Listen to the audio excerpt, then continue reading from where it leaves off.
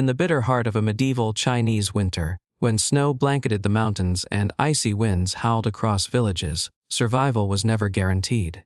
The fields lay barren, rivers froze, and warmth was a luxury few could afford. Families shivered in their mud-walled homes, huddling around tiny fires that never seemed enough. The air itself felt like a predator, cutting into flesh and bone with every breath. And yet, in the midst of this relentless struggle, one humble leaf rose to power. A drink so simple, yet so vital, it became the very lifeblood of winter itself: tea. But why? Why did tea, not wine, not broth, not even grain, become the essential companion for enduring the brutal winters of medieval China? To answer this, we must step back in time, into dynasties that rose and fell, into homes where survival was fragile, into monasteries where monks fought sleep in freezing halls, and into soldiers' camps on windswept frontiers.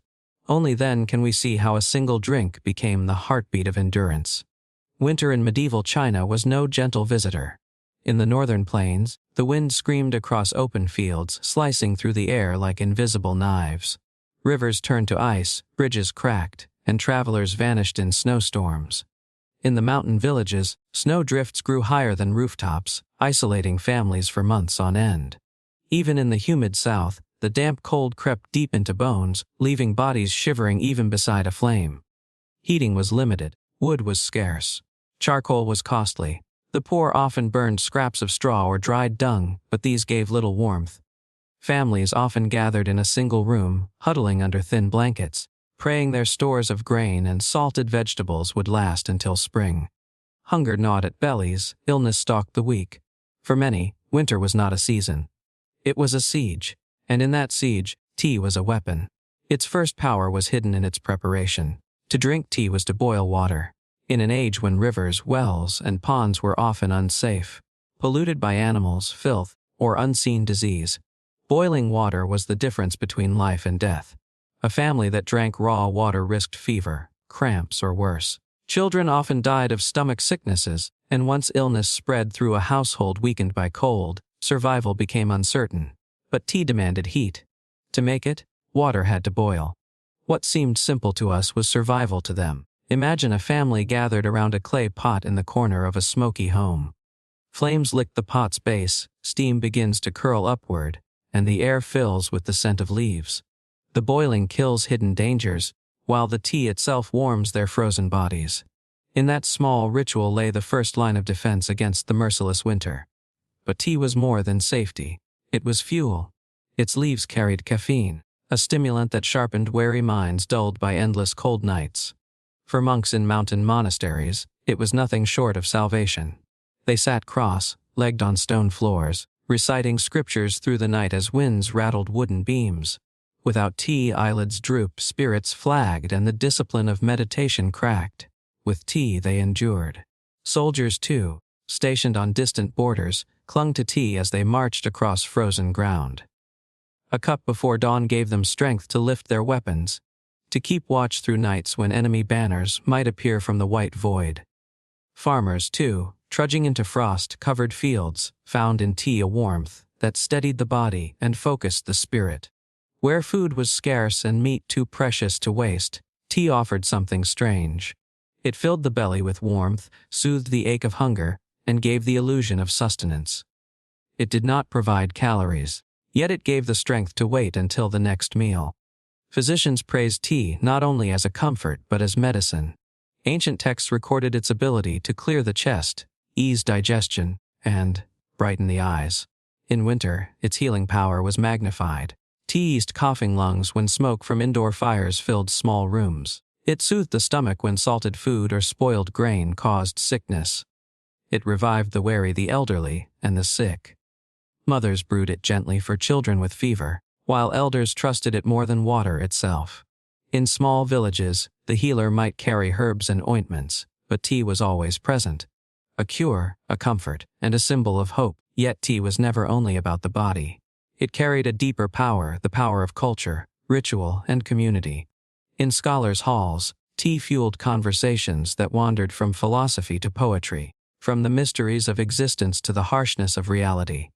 The simple clink of cups on wooden tables became a rhythm of life, a counter song to the howling wind outside. Merchants welcomed travelers with steaming bowls of tea, a gesture that meant both safety and hospitality. In families, the act of pouring tea became a ritual of unity. A father pouring for his son, a mother for her daughter, each sip a reminder that survival was shared. This ritual was not trivial. It was survival of the spirit. Winter crushes not only bodies, but minds. Darkness stretched for months. The days shortened until they felt like whispers. Isolation gnawed at villages cut off by snow. Loneliness, despair, and hopelessness could be as dangerous as hunger. Tea offered more than heat. It offered comfort. The rising steam, the warmth in cold hands, the pause of a shared sip. These were reminders of humanity in the face of the cold. Even emperors recognized its power. By the Song dynasty, tea was so essential that bricks of compressed leaves were used as currency and collected as tax. Soldiers marched not only on grain, but on tea, carried in bulk across mountains, deserts, and icy passes. In the bitter winters of the northern frontier, when troops faced Mongol winds, tea became their sustenance. Sometimes mixed into broths, sometimes drunk plain, it gave warmth when fire could not.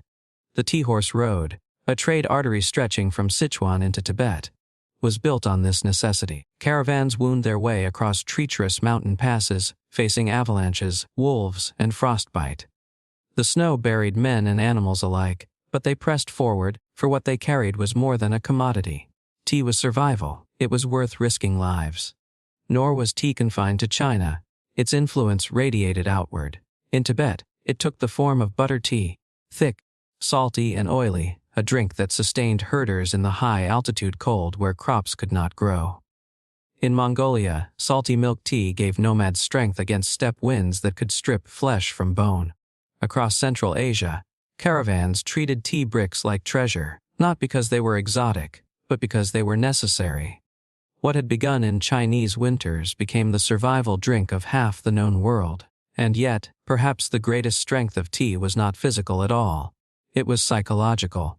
Survival is never just about food or shelter. It is about meaning, ritual, and resilience. Tea offered a daily ceremony that reassured the mind. To watch steam rise, to sip slowly, to feel the warmth spread through chest and limbs. These acts created peace in a world that otherwise seemed merciless. But why tea and not something else? Why not wine, broth, or herbs? The answer is hidden in tea's nature. It was abundant, and it could be stored for months. Dried leaves did not spoil. Compressed bricks traveled across deserts and mountains without damage. Unlike wine, tea kept the mind sharp. Unlike broth, it did not require costly meat or vegetables. Unlike rare herbs, it was available daily, constant, reliable. And it belonged to everyone. The emperor in his palace drank tea. The monk in his monastery drank tea. The farmer in his hut drank tea. It was universal. So why was tea essential for winter survival in medieval China?